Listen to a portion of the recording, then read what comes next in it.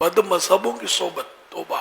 لاکھ نمازیں پڑھتا ہو، ماتھے پر کیا کیا نشان بنا رکھا ہو، اگر اس کا عقیدہ خطرناک حد تک بگڑا ہوا ہے، بدعقیدہ ہوتا ہے بگڑے ہوئے عقیدے کا نام. کوئی بگاڑ جو ہوتا ہے وہ کفر نہیں ہوتا، کوئی بگاڑ کفر ہوتا ہے عقیدے کا. کچھ ایسے ہوتے ہیں کہ جو صرف اس طرح کے ان کے عقیدے ہوتے ہیں کہ کفر میں وہ پہنچے نہیں ہوتے، تاہم ان کی صحبت بھی ہے تو ایمان کے لیے زہر قاتل، خطرناک ہے. یہ آتا ہو تو بندہ گلی بدل دے. ان سے کوئی علیق سلیق، کوئی تعلقات رکھنے کی شریعت میں اجازت ہے نہیں. کسی صحابی کی توہین تو یہ ضلالت ہے، گمراہی ہے یہ بھی بہت خطرناک کہ کب جا کر یہ کفر میں کود جائے، اس کا بھروسہ کچھ بھی نہیں ہے.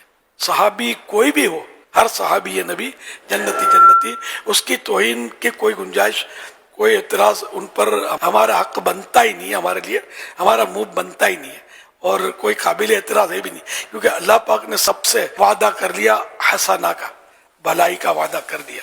اگر بھلائی کا اللہ نے وعدہ کیا تو کیا وہ جنت کے علاوہ کہیں اور ان کو ڈالے گا؟ جنت ہی عطا فرمائے گا. انڈرسٹوڈ ہے. جتنے بھی صحابہ کرام ہیں، کیسے بادشاہ وہ کوئی بھی ہوں، تو سب کیسے معظم ہیں اور سب کا احترام فرض ہے.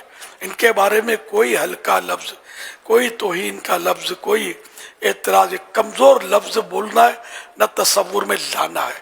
یہ سب ہمارے آقا ہے. اللہ پاک کے پیارے میرے آخری نبی صلی اللہ علیہ وسلم نے ارشاد فرمایا، اللہ پاک جب کسی بندے سے بھلائی کا ارادہ فرماتا ہے تو اس کے دل میں میرے تمام اصحاب کی محبت کو ڈال دیتا ہے. اتنا بڑا کرم ہے اللہ پاک کا ہم غلامان صحابہ والے بیت پر کہ ہمارے دل میں محبت ڈالی ہے اسی رب نے. کرم ہے اس کا.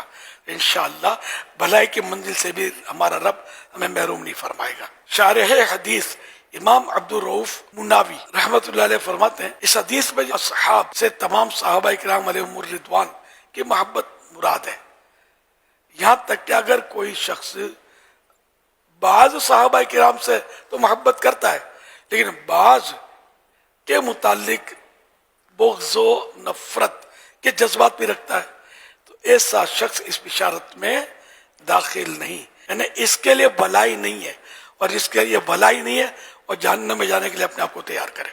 نہ رب کی طرف سے جس کے لیے بھلائی نہیں ہے تو اس نے جہنم سے بچنا کب ہے؟